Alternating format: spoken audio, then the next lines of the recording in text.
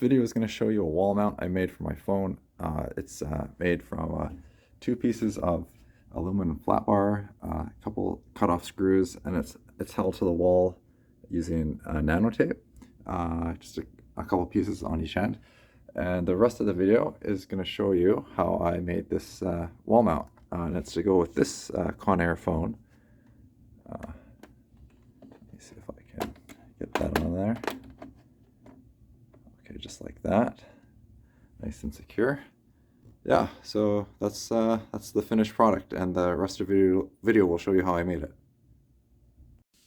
In this video, I'm going to show you a couple of metal brackets I made to mount my phone to the wall. I'm going to show you the tools I used and the process that I went through. So first things first, here's my phone. It's a very cool phone from the late 1980s. It's a Conair phone, transparent. When it dials, these 3 lights on the inside light up bright orange. And it has a very cool ringtone.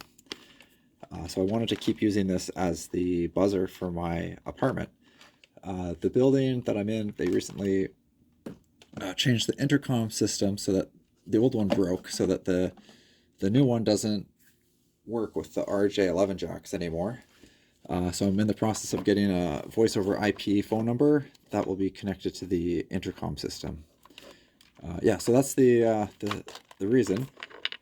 So these brackets, I wanted kind of like a look to go with the phone, like kind of an industrial metal look.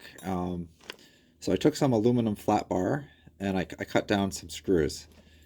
So then these will just slot in here like this. And they hold good. And then on the back, you can see this is just this is nanotape, and this is this is just the cover. And I'm going to be peeling the red off and then sticking it to the wall. And nanotape is amazing. If you haven't heard of it, I think you should look into it. But it basically sticks. It sticks really well, really strong hold, and it's easy to remove. So it's great holding power and easy to remove.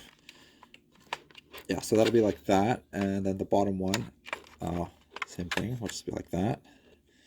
And yeah, so that will be stuck to the wall like that. Okay, so to make these, I mean, I had to use a surprising number of tools. Well, the first thing is, safety glasses. Always have your safety glasses on if you're doing stuff. So I'll go over the tools that I used. This is a dowel jig, a Dremel tool, a few different kinds of tape. These are just popsicle sticks. This is just a drill, cordless drill. Hacksaw in the back, and miter box. So it doesn't fall over. And a couple of files, and aluminum flat bar.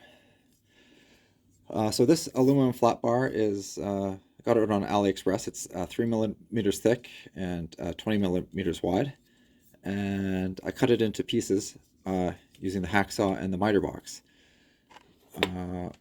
And to decide the length, I just had the reason I have these popsicle sticks is I was just kind of deciding, how wide, what's a good look, like how wide should it be. If you don't want to mount like something like that long to the wall, that it's going to look stupid. So I kind of think there's an optimal size, that's something that looks relatively decent, proportional.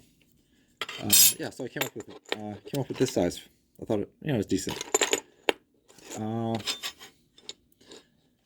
So the first step that I did was actually cutting the screws. So start in order.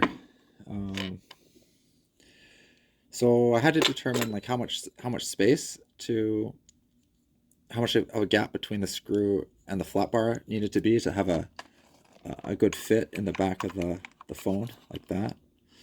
And yeah, just kind of played around, and I had a few washers laying around. So I just got the spacing, and this piece of flat bar used to be longer. So what I did was I drilled a hole, put the screw through the hole, and then using the Dremel tool,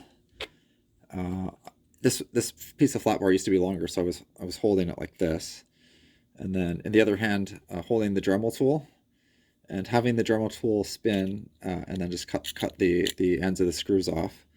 And I have a couple of the ends of the screws here just to show you. Let's see.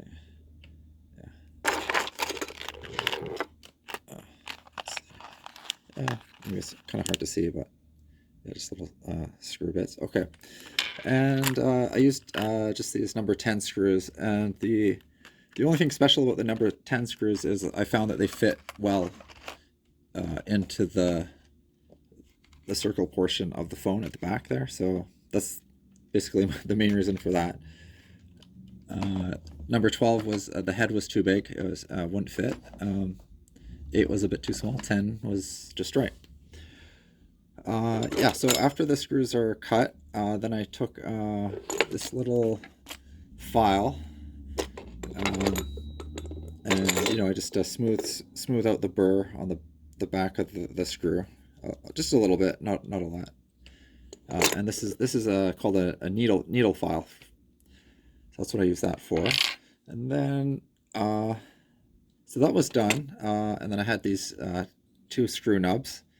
And the nice thing is you can kind of adjust it, make the tighter the deeper the screw is into the flat bar, the tighter the fit in the phone. So you can adjust it after the fact. The other good thing is there's not going to be any holes in the wall. I mean, that was kind of one of the advantages of using this system is you don't have to put any more holes in the wall than needed. Okay, so let's see. Done with the Dremel tool, and this is the cutting disc that I use.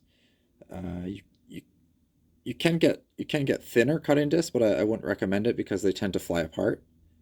So, yeah. All right. So the next thing I did was cut the flat bar, and to do that, need a ruler, and I have this like right angle ruler, which is useful, and this hacksaw. Okay, put this aside, and the miter. Let's see, the miter box. So yeah, in the miter box, you'll see there's a piece of wood, and that's just to prop up the flat bar a little bit. Otherwise, I find the blade of the hacksaw gets too close to the whatever the miter box is resting on, and the blade of the hacksaw might damage the surface of whatever this is sitting on. So that's why there's a piece of wood in here. So my approach is I take some of this thicker nano tape, and I tape the wood, secure the wood inside the miter box using nano tape, and then I also use nano tape to secure the flat bar to the wood. And it's when there's only one piece of nano tape here, but when I had it across here, it creates a really firm hold. So that really helps, so that the flat bar isn't shifting as I was sawing. And another, I guess another tip that I would give is, so when I'm measuring the flat bar, I would cut a piece. I cut a piece of tape, and then I put it, exactly on the edge where I want to cut. So that makes it very visually easy to see exactly where I want to line up. And to make sure that piece of tape is straight or at a right angle with the edge of the flat bar, I take this right angle, so I can kind of show you what I do. Let's see, put this aside.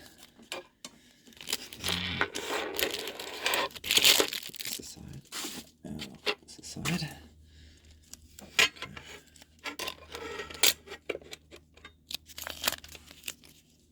Okay, so I will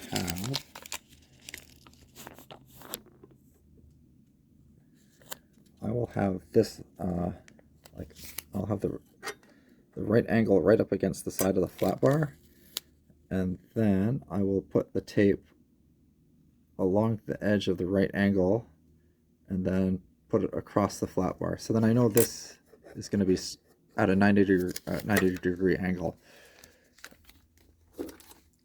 Yeah, so that's my tip for using painter's tape to make it visually easy to see make sure you're at a right angle.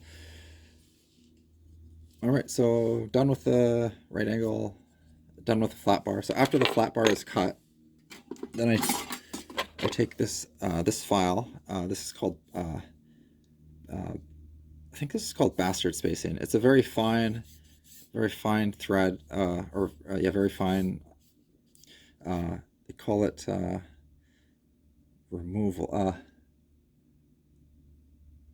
Something like I have to look up the terminology, but it removes just a very little material. So so after you're cutting with the hacksaw, you'll have burrs on the edges of the flat bar, and you'll just want to soften the edges a little bit.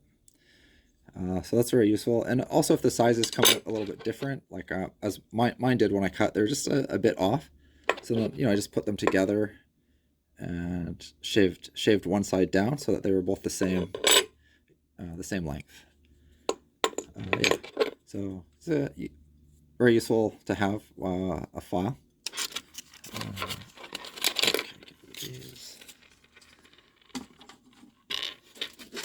Okay, so now on to the fun part, the dowel jig. How I use this. So I got this on Amazon, and it comes with these very large bushings for woodwork, for dowel size.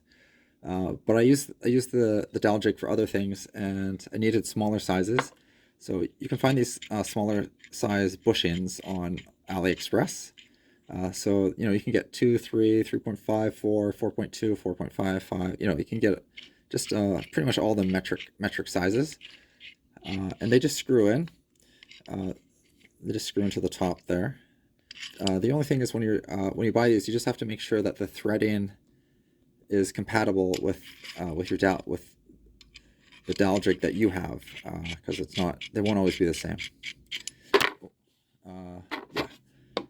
So I have bushings, and how I use the flat bar. Okay, how I use the dowel jig is what's the point of the dowel jig? The dowel jig is great because it's going to keep the piece of flat bar centered, secure, and it's going to allow you to drill the hole exactly where you want the hole to be drilled. And the tip of your drill bit, it's not going to wander around.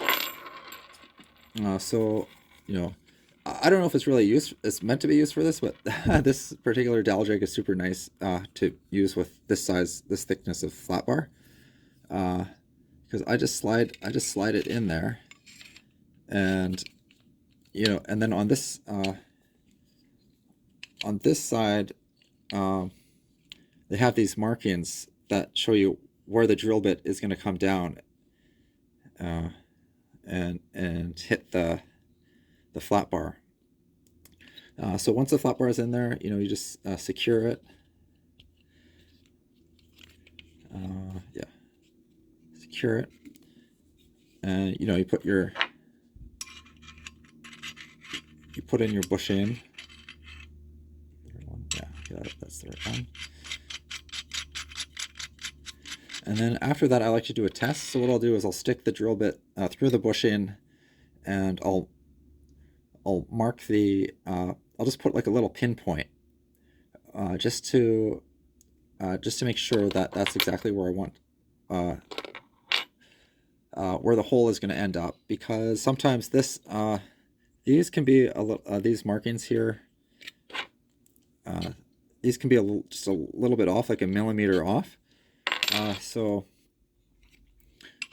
then I'll unscrew. So after making the pushing down, making a mark with the drill bit, I unscrew the bushing, and then I'll just look down here, and I'll see if if the pinpoint hits the line that I drew on the flat bar. So that's just a good way to make sure that your hole is going to end up exactly where you want your hole to end up. All right. I think that's it about the dowel jig.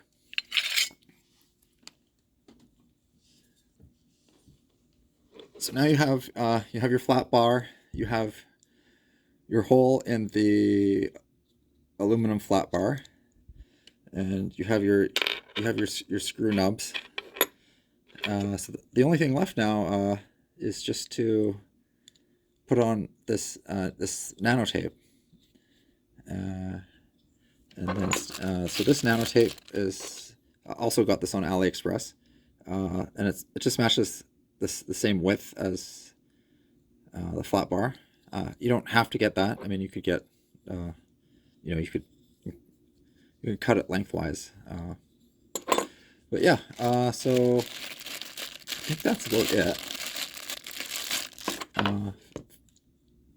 Yeah, so these are going to be ready to be stuck to the wall, and I'll take a video once it's done. Oh yeah, the one thing, when I drilled the size of the hole, I used a 4mm bit size, and I think I probably should have used a 4.2 or maybe a 4.5mm bit size, because after the drill bit is, after the hole is in here, I take a regular an uncut screw, and to make the threads, the hole size is small, so I take a screwdriver and I just really twist to carve out the threads.